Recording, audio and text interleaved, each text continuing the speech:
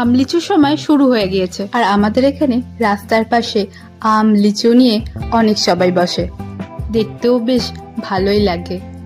আমাদের এখানে গরমকালে রাস্তার দুপাশে ফলের মার্কেট বসে যায়, আর আমরা বেরিয়ে পড়েছি এই গরমেতে রক্ত দিতে।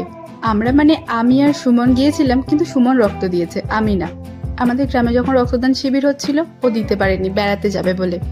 ওদের খেলার গ্রুপ থেকে জানতে পারে নালিকুলের বন্দিপুরে রক্তদান শিবির হচ্ছে। রক্তদান শিবিরটা হচ্ছিল শনিবার দিন, আর সেদিন খুব গরম ছিল, আর রোদও বেরিয়েছিল। সারা রাস্তাটা রোদ, কোথাও গাছ নেই। ওখানে গিয়ে পৌঁছানোর পর সবার কাছ থেকে বিশেষ আপ্যায়ন পেয়েছি, আর সেটাতে আমার খুবই লজ্জা লাগছিল। ফেরার সময় আমি রক্ত না দেওয়া সত্ত্বেও আমাকে আবার একটা এক্সট্রা টিফিনও দিয়ে দেয়। বাড়ি ফেরার সময় সুমনকে বললাম অন্য রাস্তা দিয়ে যাব, একটু ছাওয়া পাবো, কিন্তু কোথায় কি, যেখানে ছাওয়া শেষ হচ্ছে সেখানেই